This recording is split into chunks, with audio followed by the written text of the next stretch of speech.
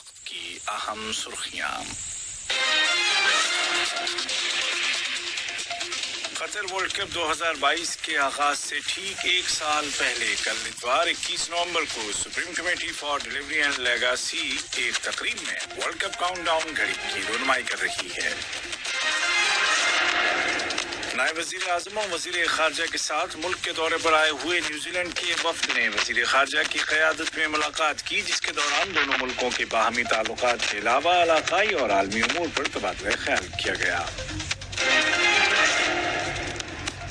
قطر charity کی جانب سے شام کے بے گھر افراد اور پناہ گزینوں کی امداد کے لیے سردی کا ساز و سامان لے کر پہلا قافلہ ترکی کے شہر غازی انتاب سے روانہ ہو گیا ہے۔ اور پاکستان نے آج بنگلہ دیش کو دوسرے T20 میچ میں شکست دے کر 3 میچوں کی سیریز جیت لی ہے۔ اور اب پیش خدمت ہے اردو ریڈیو قطر FM 107 سے آج کا دوسرا مفصل نشریہ۔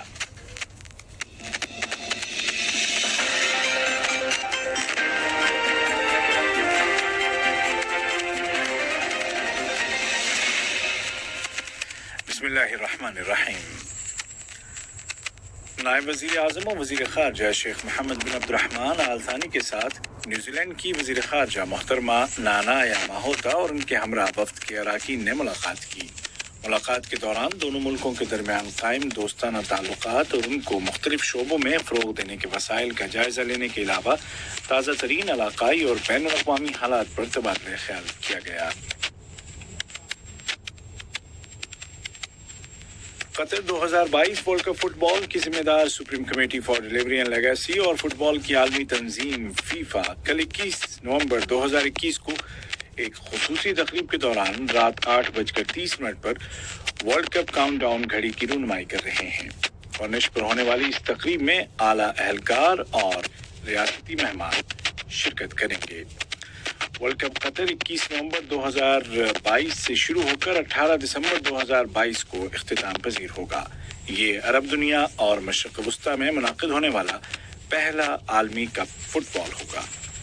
Supreme committee for delivery and legacy اب سے کچھ ہی دیر میں رات ٹھیک 8 بجے ورلڈ کپ کے لیے تعمیر کردہ ایک اور منفرد اسٹیڈیم راس ابو غوت کی تیاری مکمل ہونے کا بھی اعلان کرنے والی ہے۔ ورلڈ کپ 2022 کے حوالے سے آج ہونے والی دیگر ایکٹیویٹیز میں قطر ایئر ویز کے خصوصی طیارے نے آج ہفتے کی صبح 10 بجے دوحہ کی فضاؤں میں پرواز کیا۔ وزیر برائے ٹرانسپورٹ جناب جاسم بن سیف السلیطی کے ساتھ لندن میں سینٹ لوسیا اسٹیٹ کے وفد نے ملاقات کی۔ یہ وفد IMO کے اجلاسوں میں شرکت کر رہا ہے۔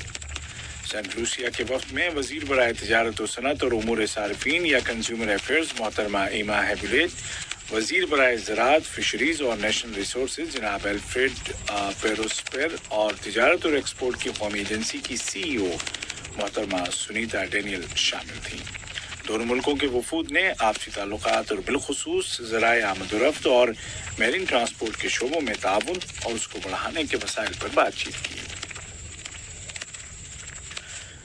وزارت صحت نے اعلان کیا ہے کہ گزشتہ 24 گھنٹوں کے دوران دوحہ میں مقیم افراد میں 125 اور سفر سے لوٹنے والوں میں 25 نئے کووڈ کیسز رجسٹر کیے گئے ہیں۔ پبلک ہیلتھ منسٹری نے مزید کہا کہ قطر کی آبادی میں 1% افراد ویکسین کے دونوں ڈوز لگوا چکے ہیں۔ وزارت صحت نے عوام سے اپیل کی ہے کہ ڈیلی کیسز میں کمی کے باوجود احتیاطی تدابیر کی پابندی کریں، کیونکہ وائرس کی دوسری لہر جاری ہے اور ملک میں کووڈ-19 کی 2 ایسی قسمیں موجود ہیں جو زیادہ تیزی کے ساتھ پھیلتی ہیں۔ وزارت نے زور دے کر کہا کہ سماج کے تمام افراد کو چاہیے کہ فیس ماسک اور سوشل ڈسٹینسنگ کی پابندی کریں، وہ لوگ بھی جو دونوں ڈوز لگوا چکے ہیں۔ آج 20 نومبر کو پوری دنیا میں بچوں کا عالمی دن منایا جاتا ہے، جس کا مقصد بچوں میں آگہی کو عام کرنا اور ان کی بہبود اور بہتری کے مقاصد کو اجاگر کرنا ہے۔ قطر بھی اس معاہدے میں شامل ہے جس میں بچوں کے حقوق واضح کیے گئے ہیں، بلکہ قطر ان ملکوں میں سر فہرست ہے جو اس معاہدے کی شقوں کی پابندی کر رہے ہیں۔ قطر بچوں کے حقوق کی حمایت اور تحفظ کے لیے کی جانے والی تمام بین الاقوامی کوششوں کی سپورٹ کرنے والے بڑے ملکوں میں سے ایک ہے۔ بحر متوسط کے کنارے آباد ملکوں کی پارلیمنٹ نے پارلیمان کی ممبرشپ کے لیے قطر کی درخواست قبول کر لی ہے۔ شورا کونسل اس پارلیمانی اتحاد میں قطر کی نمائندگی کرے گی۔ اٹلی کے دارالحکومت روم میں ہونے والے اجلاس میں قطر کی درخواست کو منظوری دی گئی۔ اجلاس میں قطر کی شورا کونسل کے رکن جناب عبداللہ بن ناصر بن ترکی السبیعی نے قطر کی جانب سے تقریر کی اور شورا کونسل کی رکنیت کی درخواست قبول کرنے پر پارلیمان کا شکریہ ادا کیا۔ جنیوا میں بین الاقوامی اداروں کے لیے قطر کے مستقل مشن نے اعلان کیا ہے کہ قطر کی امیدوار محترمہ نور السادہ کو international humanitarian fact finding committee یا حقائق کو تلاش کرنے والی بین الاقوامی انسانی کمیٹی کا رکن منتخب کر لیا گیا ہے۔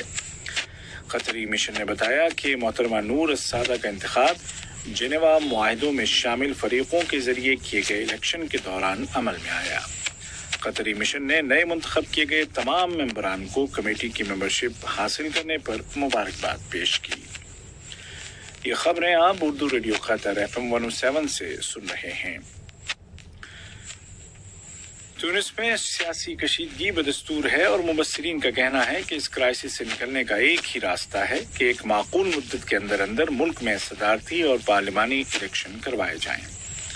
واضح ہے کہ سیاسی بات چیت کے بند راستے تک پہنچنے کے بعد سیاسی پارٹیاں اور دیگر تنظیموں کا یہ مطالبہ زور پکڑنے لگا ہے کہ ملک میں قبل از وقت یا مڈ ٹرم الیکشن کرائے جائیں اور ملک کے مستقبل کا فیصلہ عوام کریں۔ ایران نے زور دے کر کہا ہے کہ عالمی ایٹمی ایجنسی کو سیاسی مقاصد کے لیے ہرگز استعمال نہیں کیا جانا چاہیے۔ ایران کا یہ موقف فرانس کے اس بیان کے جواب میں سامنے آیا ہے جس میں فرانس نے IAEA کو ابھارا تھا کہ وہ ایران کو اس کی ایٹمی سرگرمیوں اور تعاون نہ کرنے پر سخت پیغام دے۔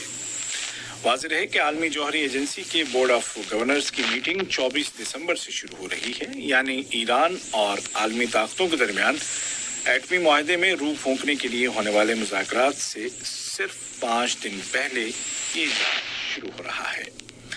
اسی دوران میں ایران کے لیے امریکہ کے ایلچی نے خبردار کیا ہے کہ ایران مذاکرات سے پہلے افزودہ یورینیم کے اپنے ذخیرے کو بڑھا کر اس مقام تک پہنچا چاہتا ہے جہاں سے واپسی ممکن نہیں ہوگی۔ اقوام متحدہ کے سیکرٹری جنرل جناب انٹونیو گوتریش نے ایتھوپیا کے وزیر اعظم جناب ابی احمد اور عوامی محاذ برائے آزادی ٹیگرائی کے رہنما جیبر مشیل دونوں سے اپیل کی ہے کہ وہ لڑائی کو بند کریں اور مسئلے کو حل کرنے کے لیے جامع مذاکرات یا کمپریہنسو ڈائیلاگ شروع کریں۔ بین الاقوامی اہلکار نے یہ اپیل ایسے وقت میں کی ہے جب ایتھوپیا کے کئی علاقوں میں لڑائی میں تیزی آ گئی ہے اور خدشات پیدا ہو گئے ہیں کہ یہ لڑائی دارالحکومت ادیس ابابا تک پہنچ سکتی ہے۔ دوسری جانب اقوام متحدہ کے ترجمان اسٹیفن دوجارک نے اعلان کیا ہے کہ ایتھوپیا نے اقوام متحدہ کے ان 6 ملازمین کو رہا کر دیا ہے جس کو چند دنوں قبل اس نے حراست میں لیا تھا۔ ترجمان نے ایتھوپیا کی حکومت سے مطالبہ کیا کہ وہ باقی ماندہ UN امپلائیز کو بھی رہا کر دے۔ اور آج کے اس دوسرے نشریے کی آخری خبر کھیلوں کے میدان سے، جہاں پاکستان نے آج سیریز کے دوسرے T20 میچ میں بنگلہ دیش کو 8 وکٹوں سے ہرا کر 3 میچوں کی سیریز کو اپنے نام کر لیا ہے۔ ڈھاکہ میں کھیلے جانے والے اس مقابلے میں پہلے کھیلتے ہوئے بنگلہ دیش نے 108 رنز اسکور کیے۔ جواب میں پاکستان نے فخر زمان کے شاندار 57 رنز کی بدولت 19ویں اوور کی پہلی بال پر 109 رنوں کا ہدف پار کر دیا۔ فخر زمان کو میچ کا بہترین کھلاڑی قرار دیا گیا۔ دونوں ٹیموں کے درمیان سیریز کا تیسرا اور آخری مقابلہ پرسوں پیر کے دن کھیلا جائے گا۔ آج کا دوسرا نشریہ ختم ہونے سے قبل اس وقت کی اہم سرخیاں ایک مرتبہ۔